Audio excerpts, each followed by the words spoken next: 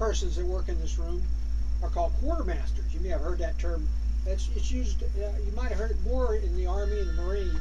They use that term quartermaster for supply clerks.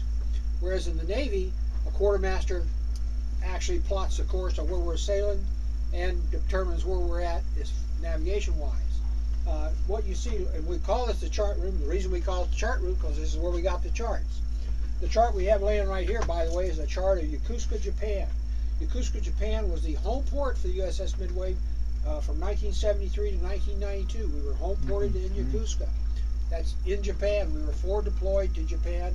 In 73, the United States and Japan had an agreement that we would home port an aircraft carrier there, actually a fleet there, to respond to emergencies, to respond to world events that were going on all the time in the Far East. That continues up till this day. Of course, the Midway's not there. After the Midway left, the USS Independence was there, then the USS Kitty Hawk, and now the USS George Washington is there, the first nuclear-powered aircraft carrier stationed in Japan.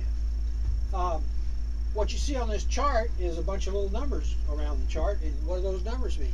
They tell you how deep the water is, but the numbers themselves means nothing unless you look up at the top to see what the soundings were done in.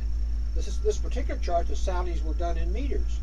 So if this says 44, that means it's 44 meters deep there.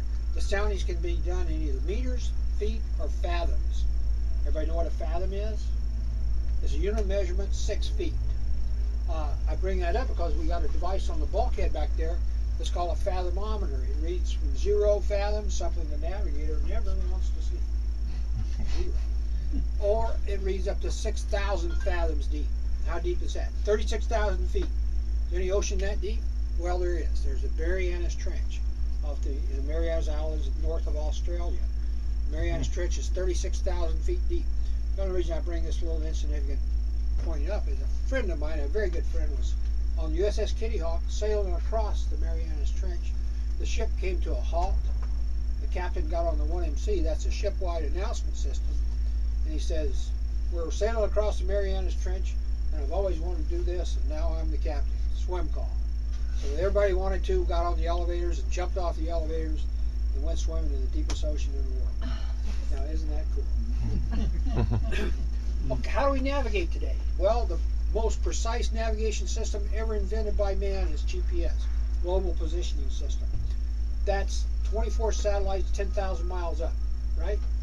Well, if I know that, a sophisticated, determined enemy also knows that. And he might want to take those satellites out of our view in a general war. So, the U.S. Navy never wants to be in a position where we might be at sea and be lost, because we lost the satellites. So what do? Well, you see pictured here a device called a sextant, and we actually have a sextant over there in that case.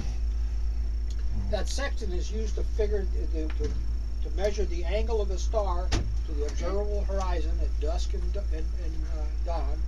And once we shoot enough of those stars, and usually 4, and use a chart called celestial navigation charts, we can determine, once we do it correctly, we practice often enough, we know where we're at on the surface of the earth within about a half a mile, or even closer. So that's pretty good, and the U.S. Navy does that. Every day they can at sea, we shoot the stars, so we never forget how.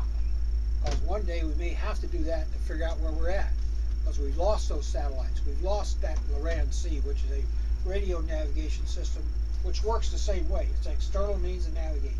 We never want to be in that position. Okay, another device these quartermasters are responsible for is on the bulkhead back there, and that's called a degaussing system. What it does, it provides current to a series of coils throughout the ship's hull to try to remove the magnetic signature of the ship. We never want to attract too many of those magnetic mines, do we? That would be no good. Another thing that you can see here, there's that on the right, on our left right here, there's a brass tube there, and we call that a bunny tube. And what that is, from the communications center, they have a vacuum-assisted containers that will ship a message up here, vacuum-assisted, just like in Costco. Yeah. Wonderful. Isn't that cool? Okay, any questions about this area right here? If not,